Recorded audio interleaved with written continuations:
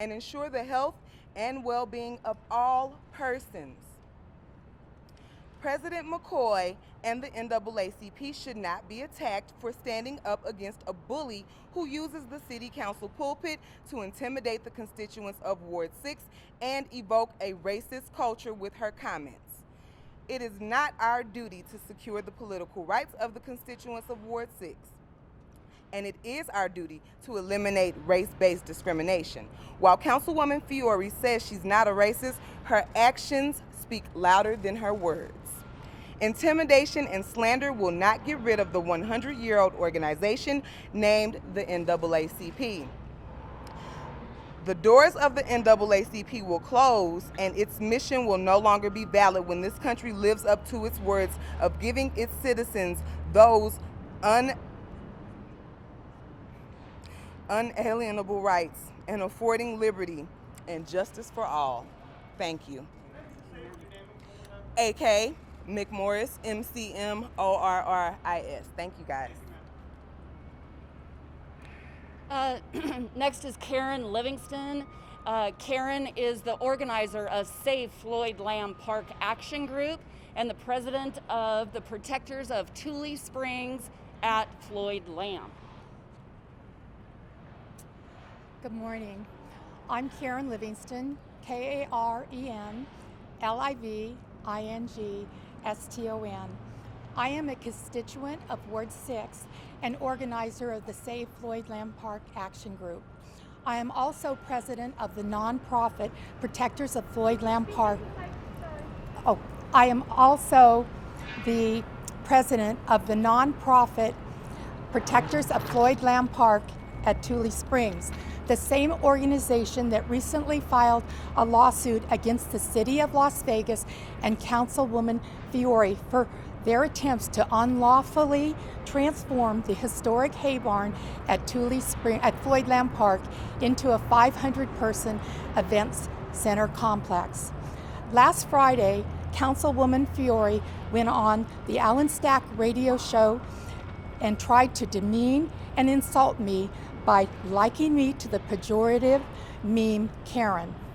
Yes, my name is Karen, and if being a Karen means that I am actively involved in our community and means not sticking my head in the sand and not ignoring Councilwoman Fiore's abuse of power and misuse of our Ward 6 funds, then I am proud to be a Karen. The First Amendment to the Constitution enshrines our right to express our opinions to our elected leaders, free from the threat of retaliation. I feel that Fiore's remarks at the end of the Alan Stock interview were meant to intimidate and silence me when she said, "Anyone who comes after me, I will attack them right back 10 times or more." In closing, this Karen will not allow herself to be bullied by Councilwoman Fiore and have her First Amendment rights infringed upon. Thank you. Thank you, Karen. Next, we have Larry Confer, and Larry Confer is a committee member of Expel Michele. Hello, Larry Confer. It's LARRYCONFER. I'm a Republican, and I'm also a member of the Expel Michele. And I am trying to do something important here, and it's be active in civic duty. Michele thinks we have better things to do. I can't think of anything better to do than try to get her out of office. There's an awful lot of Republicans that also feel the same way I am, but they're not here today, of course, but they have signed the petition. Calling someone a criminal without a conviction presupposes guilt, which is not how the U.S. justice system is supposed to work. I believe that using Fiore's mythology would make Fiore a criminal. Repeating rumor and secondhand information is a low road to follow. Facts are what count. Michele does not meet with her constituents. We've had 3 meetings scheduled with Michele, and she has no-showed every time. Likewise, when the public wants to make comments at city council meetings, Michele leaves. Michele repeatedly says her door is open to everyone.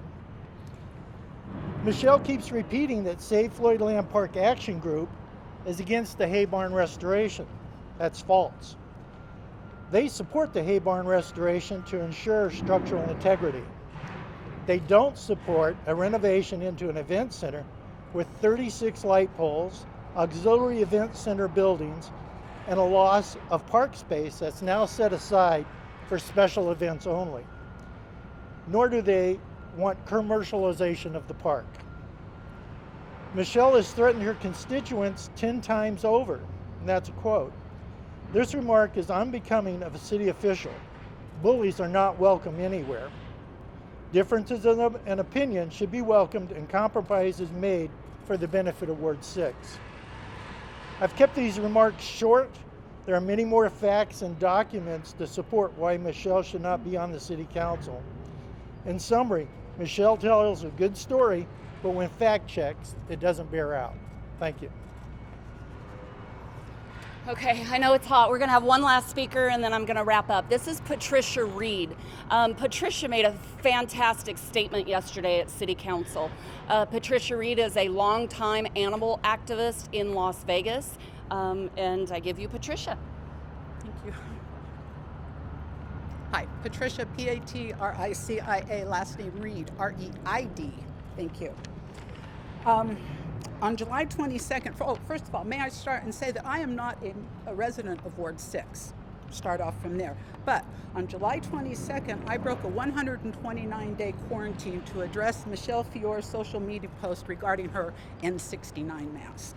Apparently, Fiore and Mayor Goodman thought these groups had given up when they mocked their absence from the August 5th City Council meeting.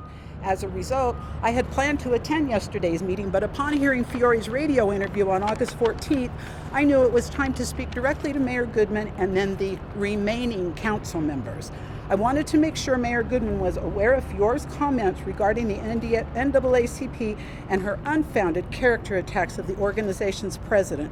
I wanted the mayor to know that Fiore also attacked those of us who come to this building to exercise our First Amendment rights.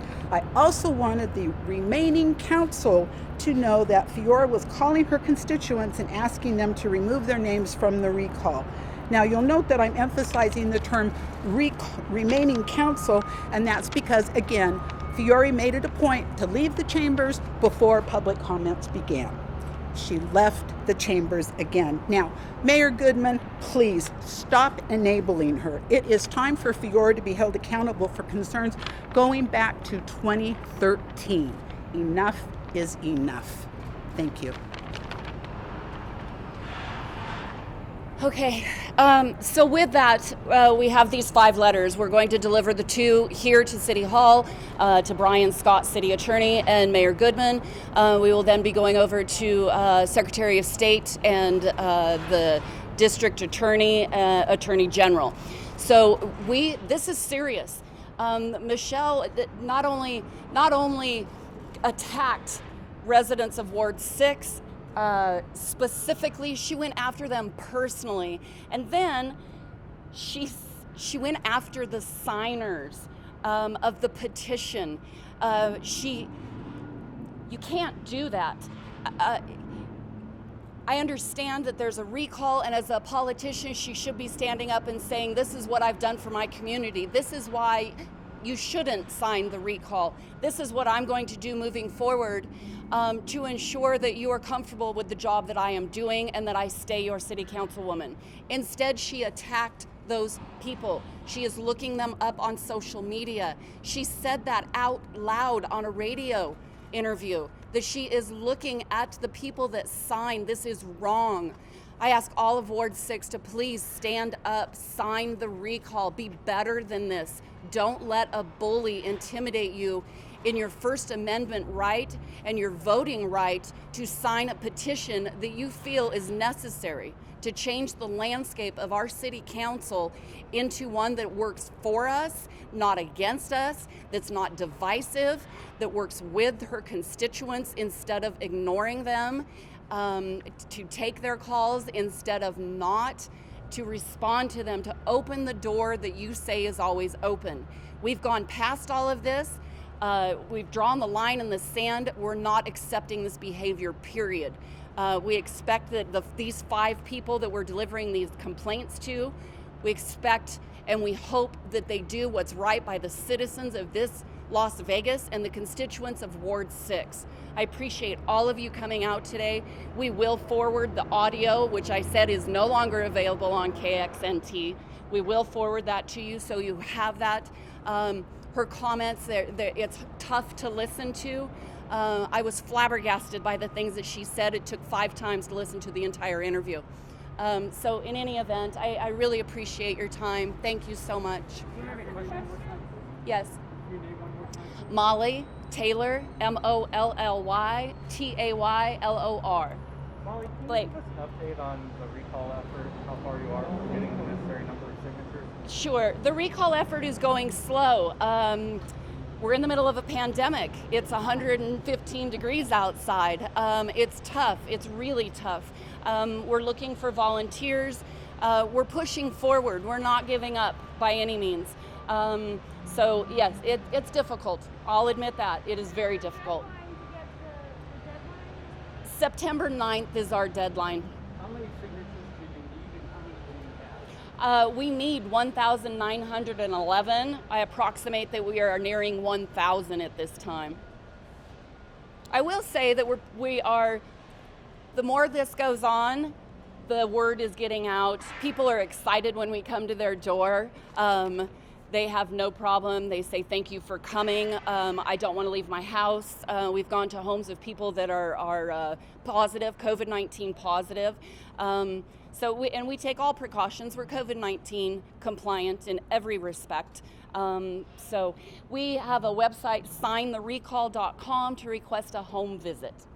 Is there any legal ramifications for going after the Like Dan said, the NRS 293.710, she has violated. That is a felony. So we are expecting the DA and the Attorney General to absolutely act on that. Can I have a question for Dan? Sure. Sure. Microphone real quick. Now, I would imagine if I had Michele Fiore here, she'd say, look, I'm just defending myself. Sure. Now, you will disagree with how she defends herself, but that's what she would probably say. Sure. So could you just give me a real quick capsule one more time, and I'm going to put this up here. Yeah. Just in terms of how you see her intimidating voters. Well, first, I'd like to just back up and point out one thing. If a car crashed into the front of this building, you would not say, a car allegedly crashed into City Hall today. You'd say a car crashed into the building. So when Michele Fiore takes Molly Taylor and Roxanne McCoy, who both signed a letter to the NAACP calling for her removal, and only attacks the black woman, the conclusion there is that she is a racist. And at this time, in this moment in our history, that type of brazen intimidation of a black woman in our community sends shivers down the spine of our community. But in terms of the intimidation, this is a woman who rose to fame on the backbone of her guns and her firearms. This is someone who said, I'm going to put a bullet in the head of a Syrian refugee. And then she gets on a radio station and says, hey, if you come after me, I'm going to come after you. And let's be clear, there is nothing more harmful to Michele Fiore, in Michele Fiore's view, than legally removing her from office. She is addicted to the office, she's addicted to the attention, and this recall will take away from her her source of power. And that's why we believe Michele Fiore acted the way that she did.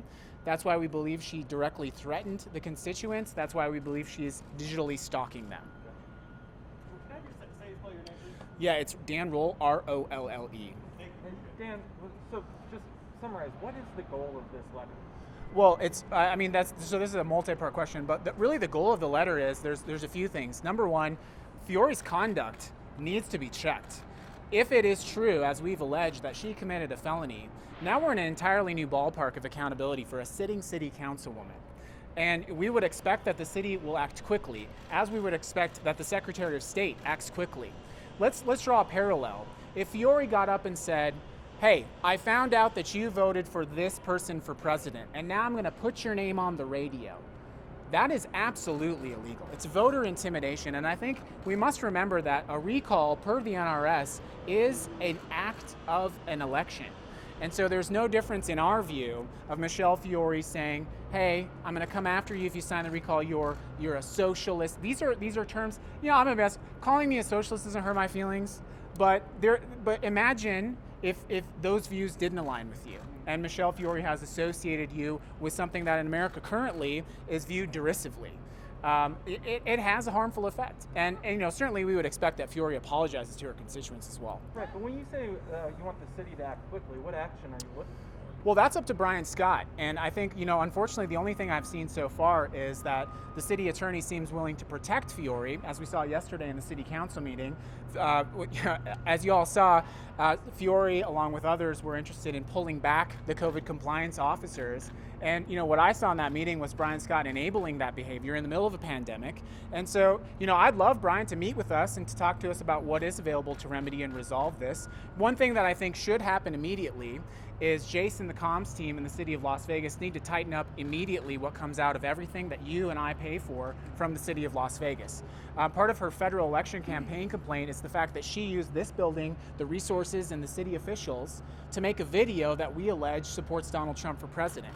And so Jason and his team needs to button that up and tighten it up. And they need to have a review process. They need to make sure that everything that's coming out in the office of the city of Las Vegas on behalf of the city follows the guidelines, follows the law. Ms. Morris, Yes, that's may I right. ask you a question? Sure.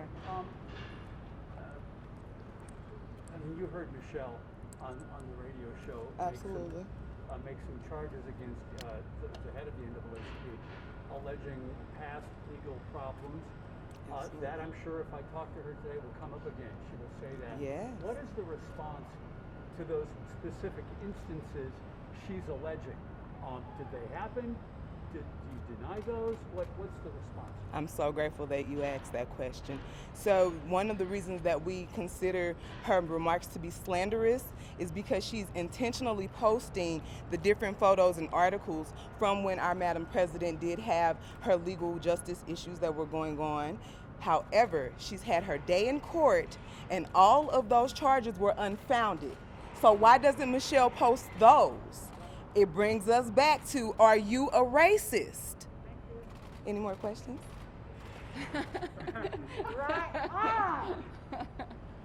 Does anybody else have any more questions? Should we just send the audio to where we sent the media advisory this morning? Okay. All right. There you go. Thank That's you. fine. You can do both. Okay. But yes, that's an email. Okay, got it. All right. Thank you so much. Appreciate it.